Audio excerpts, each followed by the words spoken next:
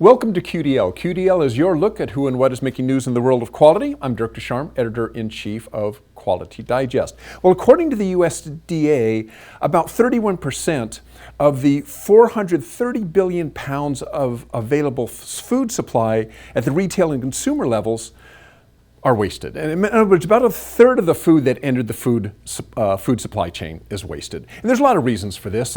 You can look at it from the source, right? So maybe the point of origin. So maybe some loss at the farms or some loss at the food processors. Some of it happens in transport, obviously. There could be shipping delays, there could be refrigeration problems, food goes to waste. Some of it happens at the stores, right? Sometimes stores will overstock. Matter of fact, very often stores overstock and they end up throwing out food that goes to waste. And of course, some of it happens at the consumer level. You and I go out, we buy more food than maybe we're going to use. It sits in the fridge, turns green and moldy, and then we toss it.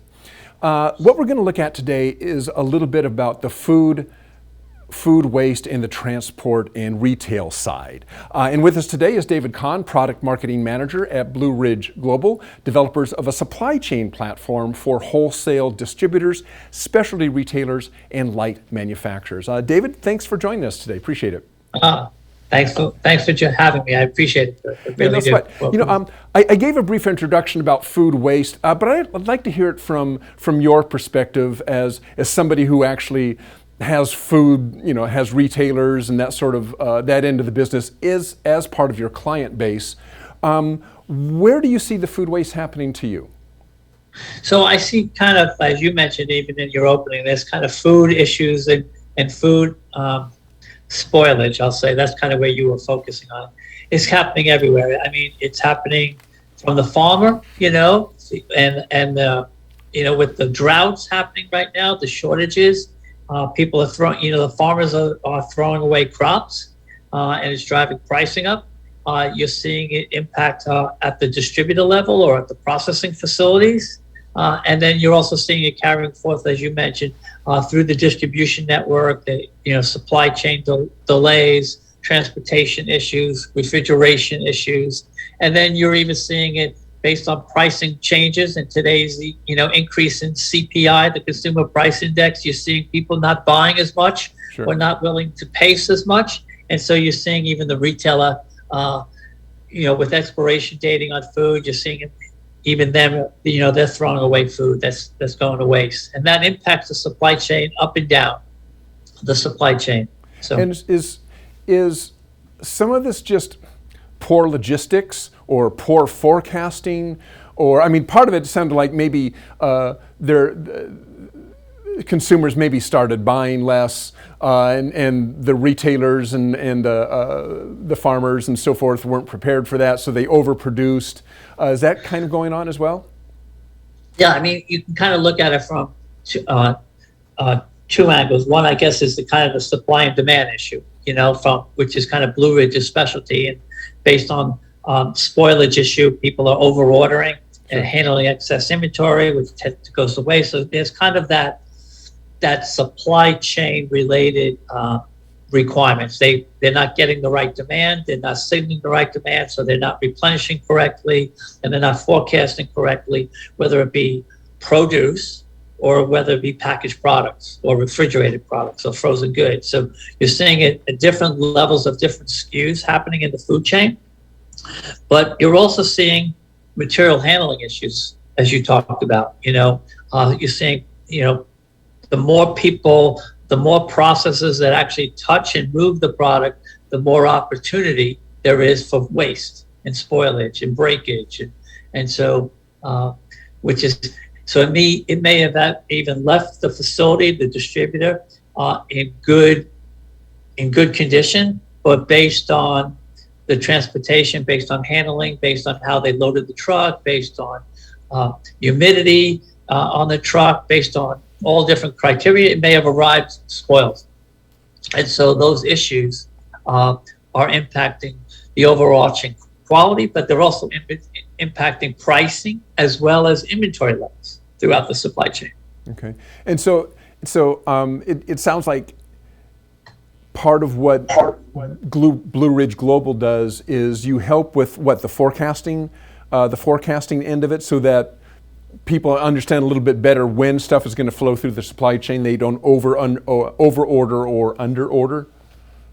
Yeah, so one of the criteria around Blue Ridge is, I mean, it was built on the concept of supply and demand planning, and so by better integration of real-time demand, I can theoretically have better planning and supply capabilities and replenishment planning to meet that demand. So the closer I get to those demand signals from a quality perspective, realistic demand signals, the better I am able to plan supply, and I'm able to fine-tune my forecast. Now, where it can get the added value that Blue Ridge offers is adding pricing optimization. So price increases. I want to promote something better. I have excess inventory of something, or I want to push a new product or a new type of offering to the market. I have price sensitivity based on local markets and local type of products and product mixes and the speed through that replenishment model.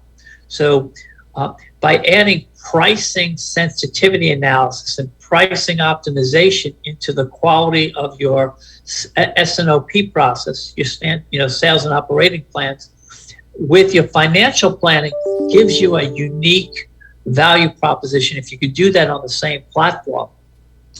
One of the unique advantages that we're starting to see now is we've recently added some capacity planning and master production scheduling for the manufacturers, the food processing facilities that are now supplying to the distributors, who are then supplying to the retailers or consumers. So they're actually almost like a network effect where they're getting the demand much closer so that they can analyze whether they can make that product in time, package it. They can then order the replenishment components or raw materials or ingredients in process-related technologies to actually make the product, and where is it coming from, so that they can balance that supply and demand and optimize their margins, optimize their inventory. Most of these of our clients have what we call multi-echelon channels. So they're selling direct. They're selling through multiple distributor channels. They're selling through e-commerce capabilities. They're selling through multiple levels and multiple distributors and big box stores and small groceries. And, Sure. and so they're getting, so they're moving their product through different distribution centers. And you see Amazon doing things like that, opening multiple distribution centers to get closer to the demand, closer to the fulfillment. And they have to balance how much inventory and which inventory, and at what price do I put that inventory, and how do I sell that inventory in each one of those locations. Okay. Yeah.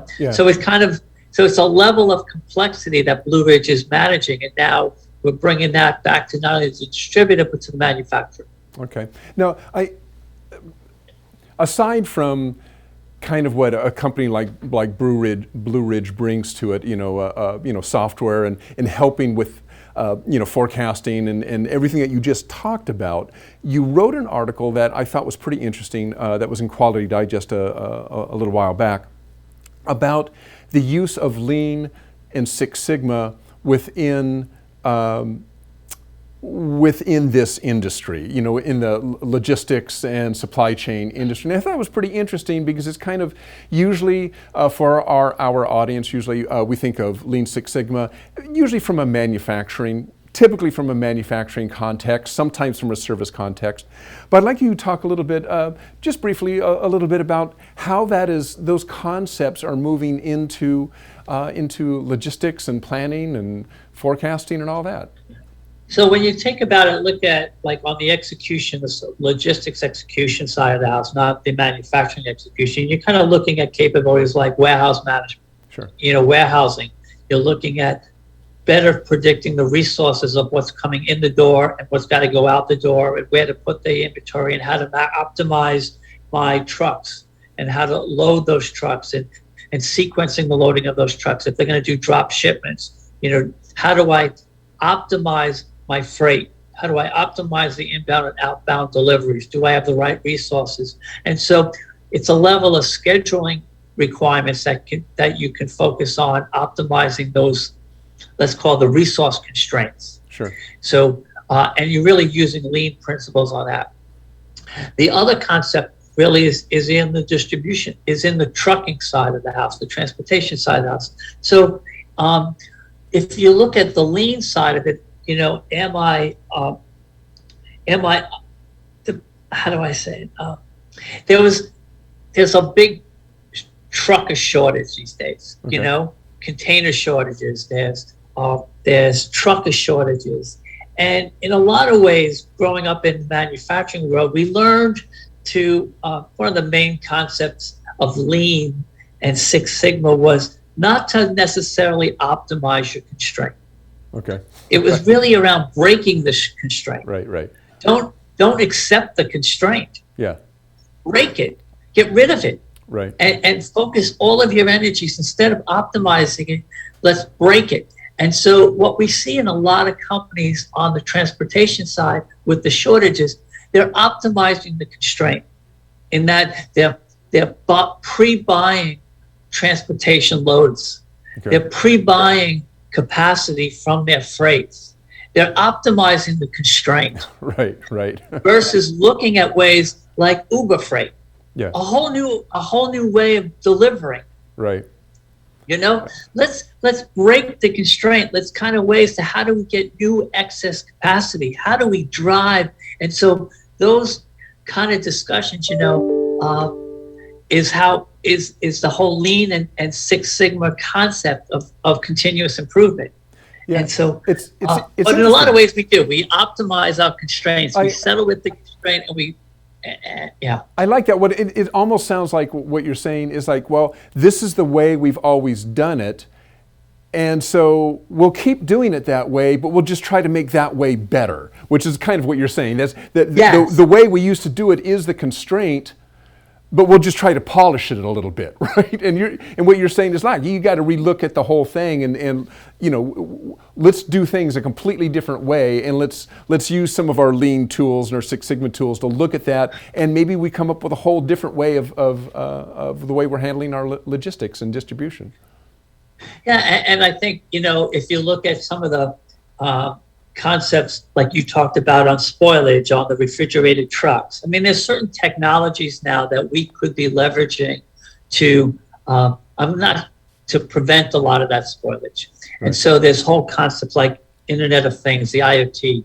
And so as that truck is moving through the streets of Atlanta, so to speak, or stuck on a throughway, it may be getting hot. The temperature may be rising in that truck, and so that could be IoT signals inside that truck that are monitoring the thermostat, and so they could send a signal back to somewhere, right? And that signal can be a bi-directional signal, sort of end state computing, where they can change the temperature of that thermostat. Yeah. Don't accept that the thing is overheating. Well, do something about it. You just mentioned something I want to touch on is our companies such as yours.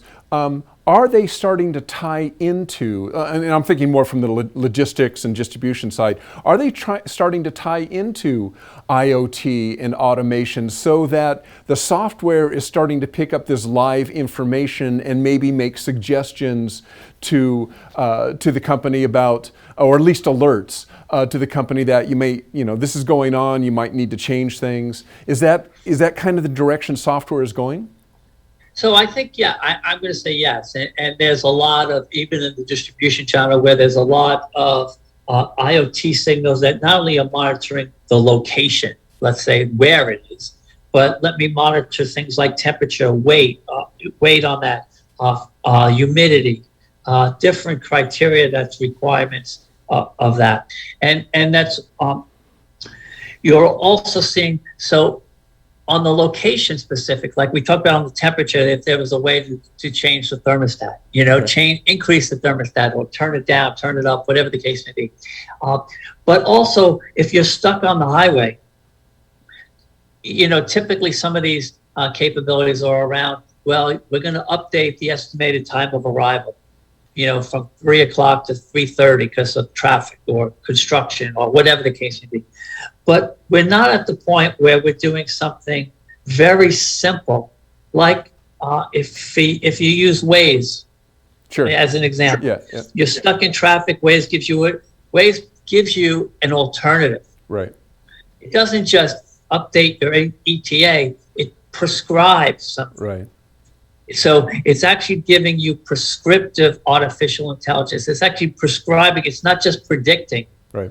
So analytics, there's a lot of predictive analytics. Like you're late, you're stuck on that thing. We predict you're going to get there at 3:30. If you were prescriptive, if you get off at the next exit, you can still get there at 3:15 maybe or 3:10. Right. Yeah. So it's prescribing, and that's a different level of artificial intelligence and machine learning that people are just starting to take advantage of. And end state computing, which is in bi-directional. Most IoT signals go only one way. Right. Yeah. And so, but we're getting to the point where we're going bi-directional. And so that thermostat, let's reset the signal and kind of adjust it. And so the IoT signals are kind of, so that's kind of one area that we see. Yeah. But the other area is really around the inventory side. Okay. On it. And so IoT signals we're seeing, for example, that you can, based on certain criteria on stocking levels, when it reaches a certain stocking point, send a replacement signal automatically. Sure. To upstream. And so you're getting more of a closer to the on-demand signals, and you're being able to fine-tune your forecast and delivery replenishment signals to get better forecasts and streamline the throughput and cut down your inventory, and also cut down on your waste. And then even on the spoilage, if you could do better analytics on why are we spoiling? What's the spoilage about? Why did these things go bad? Sure, kind of a root cause analysis, yeah. Why did all these things expire? Did I just forecast wrong? Right. Did I not correct? Was I overpriced? Was I, Yeah. So it comes back to, the supply chain and pricing optimization requirements of why did we have the spoilage to begin with, and can we do better?